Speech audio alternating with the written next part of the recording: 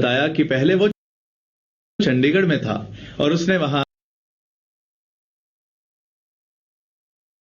जो लड़का मेरा हेयर कट करता है, इस बार उसने मुझे बताया कि पहले वो चंडीगढ़ में था और उसने वहां इंग्लिश का कोर्स किया। उसे वहां नाउन्स, वर्ब्स, मोडाल्स, ये वो सब अच्छे से समझ आ गए, लेकिन इंग्लिश बोलने में उसे अभी भी प्रॉब्लम है। मैंने उसे बताया कि मैं चाहता हूं कि मेरे स्टूडेंट को अगर पूछा जाए कि वर्ब क्या होता है तो वो कहे, verb? What's a verb? I don't know, but I speak English better than you. आप मेरी बात समझ गए ना? अगर ग्रामर के मुश्किल मुश्किल कॉन्सेप्ट्स और उनके नाम सीखने से ही इंग्लिश बोलनी आ जाती तो स्कूल से पढ़ा हुआ हर स्टूडेंट अच्छे से इंग्लिश बोल रहा होता। इसीलिए हम कुछ अलग करेंगे तभी तो बाकियों से अलग बनेंगे। सो मैं आपको सिखाता सब कुछ हूं, पर ग्रामर के मुश्किल मुश्किल नाम लेकर कंफ्यूज नहीं करता। आपको बाकियों से अलग बनाने की, बाकियों से खास बनाने की मेरी मिशन अभी जारी है। आगे बढ़ते हैं। हमने सीखा आई लिव इन दिल्ली। अब अगर सामने वाले से कंफर्म करना हो कि क्या तुम दिल्ली में रहते हो, तो इसे इंग्लिश में पूछने के लिए हम अपना क्वेश्चन शुरू करेंगे डू यू से। Do you live in Delhi? I, you, they, we, इन सबके साथ डू लगेगा। Do I ask too many questions? क्या मैं कुछ ज्यादा ही सवाल पूछता हूं? Do you believe in spirits? क्या तुम आत्माओं में विश्वास रखते हो? Do they speak English? क्या वो इंग्लिश बोलते हैं? Do we waste your time? क्या हम तुम्हारा टाइम वेस्ट करते हैं? ही, शी, इट या किसी नाम के साथ डज लगेगा। Does he like you? क्या वो तुम्हें पसंद करता है? नेगेटिव सेंटेंसेस की तरह अगर क्वेश्चन में भी डज लगा हुआ है तो action word S, E S, I E S वाला नहीं होगा, क्योंकि ई एस पहले ही जुड़ चुका है डज के साथ, सो दोबारा लगाने की जरूरत नहीं।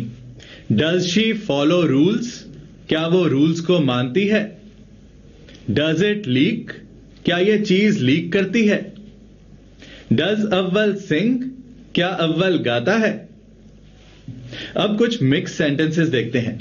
अपनी स्पोकन इंग्लिश को परफेक्ट बनाना है तो साथ साथ जरूर बोलना। Do Wasim and Raj live in the same building? Do you smoke? क्या तुम धूम्रपान करते हो, सिगरेट पीते हो? Does Raju bring a tiffin? Do they tease you? तुम्हें चिढ़ाते हैं क्या? Does your father cook? Do you practise after the lesson? Does your dog chew slippers? चप्पल चबाता है? Do your friends come to your house? Does Anu sing well?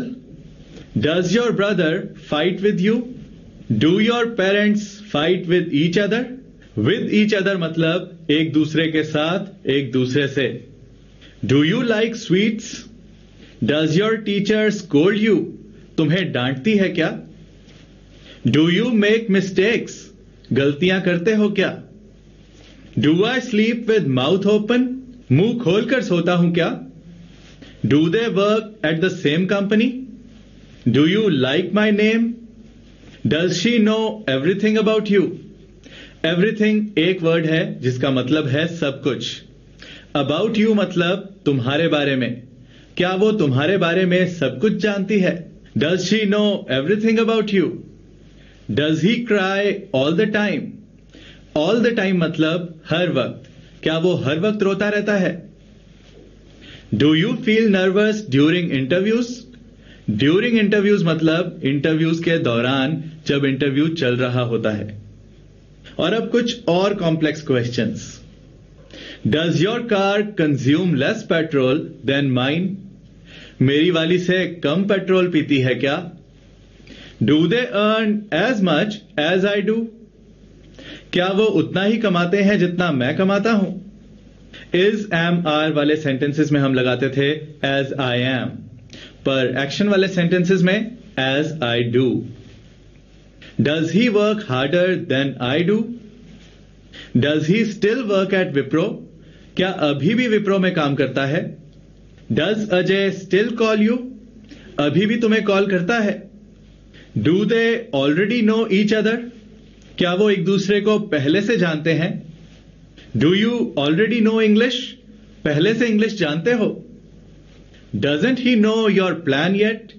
अभी उसे तुम्हारे प्लान के बारे में पता नहीं क्या? Doesn't he drive yet? अभी वो ड्राइव नहीं करता क्या? Does he try his magic tricks on her? क्या वो अपने मैजिक ट्रिक्स उस पर आजमाता है? Doesn't he speak like Sunny Deol? Sunny Deol जैसे नहीं बोलता? आय। अब वो क्वेश्चंस जहां कुछ कंफर्म नहीं करना, रादर कुछ पूछना हो। Why don't they wait for you? वो तुम्हारे लिए वेट क्यों नहीं करते? What do you do for a living? रोजी रोटी के लिए क्या करते हो? Where do you live? कहां रहते हो? What time do you go to work? काम पर कितने बजे जाते हो? How much do you earn? कितना कमाते हो? What time do you sleep? What time do you wake up? Wake up नींद से जागना। What time does your father come home? Why do you sleep so late? What does he eat? What all do you cook? What all मतलब क्या क्या? क्या क्या पका लेते हो? Which team do you support? कौन सी टीम को सपोर्ट करते हो? How much do you save every month? हर महीने कितना बचा लेते हो? What time does the train leave? Train कितने बजे निकलती है? When does he study? वो पढ़ता कब है? When do you take a break? तुम ब्रेक कब लेते हो? How many times in a week do you bathe? How many times मतलब कितनी बार? हफ्ते में कितनी बार नहाते हो? How many clothes do you buy? How do you go to college? जब हमें किसी काम को करने का तरीका ना आता हो और हमने पूछना हो कि ये कैसे करते हैं, तो हम अपने क्वेश्चन में ज्यादातर वी यूज करते हैं। How do we write an email? Email कैसे लिखी जाती है? हाउ डू वी से पकौड़े इन इंग्लिश? इंग्लिश में पकौड़े कैसे बोलते हैं?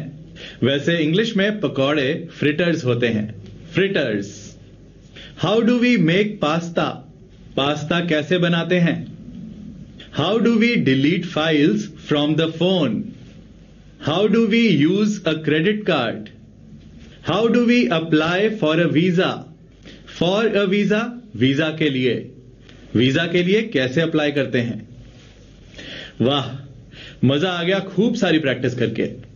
ये बातें आपकी डेली यूज की हैं, सो फ्लुएंट इंग्लिश के लिए इन्हें बोल बोल कर अपनी जुबान पर चढ़ा लो। उसके बाद एक आध वर्ड आगे पीछे करना मुश्किल नहीं लगेगा और आप कई तरह के सेंटेंसेस बोल पाओगे।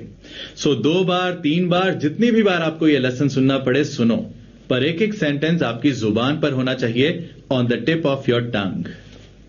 अब और आगे बढ़ते हैं। हम हिंदी में अक्सर इस तरह से बोलते हैं कि मैं हल्का फुल्का नाश्ता करता हूं, मैं शाम को चाय नहीं लेता।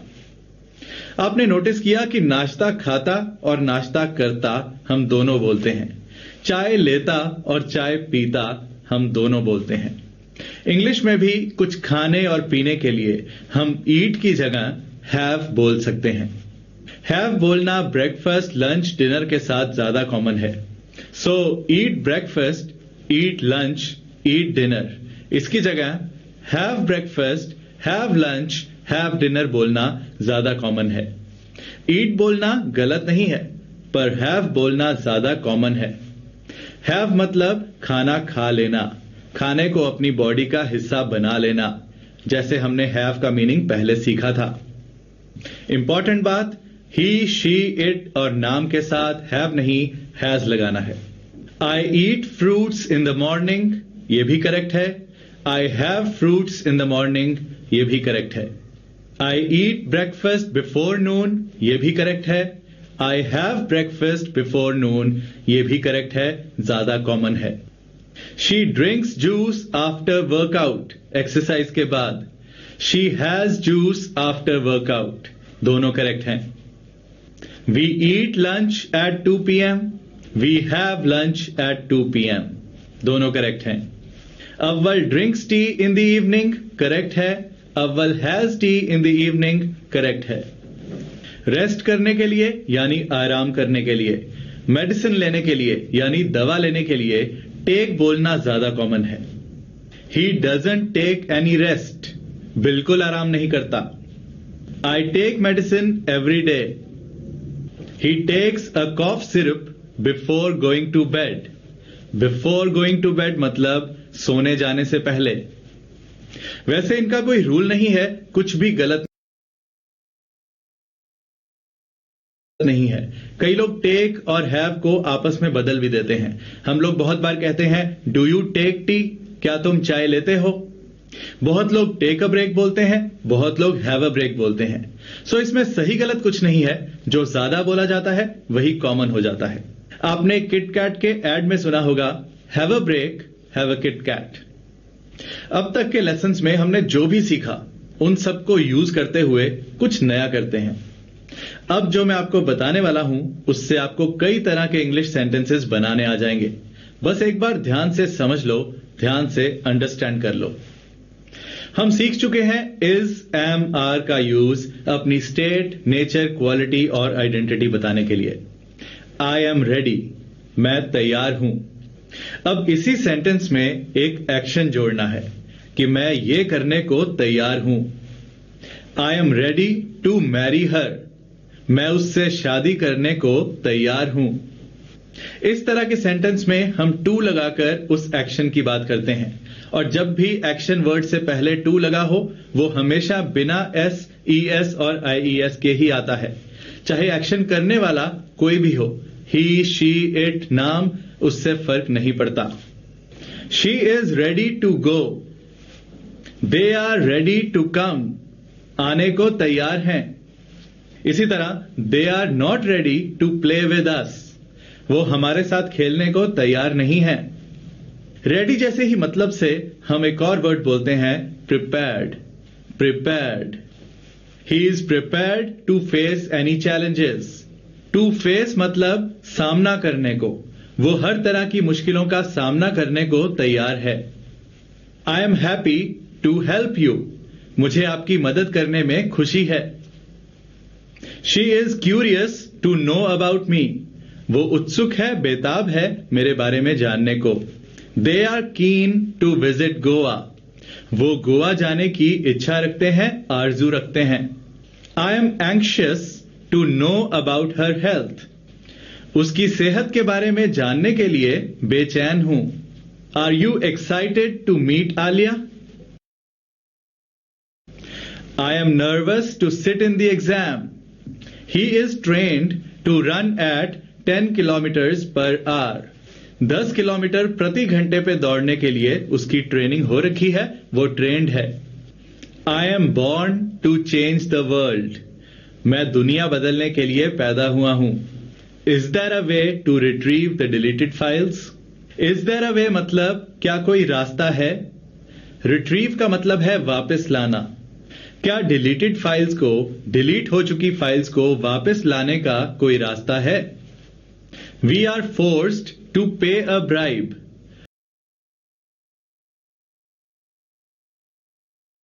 हमें मजबूर किया गया है रिश्वत देने को. Are you not ready to marry yet, अभी शादी करने को तैयार नहीं हो. येट ज्यादातर नेगेटिव सेंटेंसेस में यूज होगा क्योंकि अभी वो काम हुआ नहीं है, अभी होना है. I am thrilled to announce my wedding, अपनी शादी अनाउंस करते हुए, शादी का ऐलान करते हुए मैं जोशो खरोश में हूं. अगर आपके मन में आए कि मैरिज और वेडिंग में क्या फर्क है तो अभी क्लियर कर देते हैं.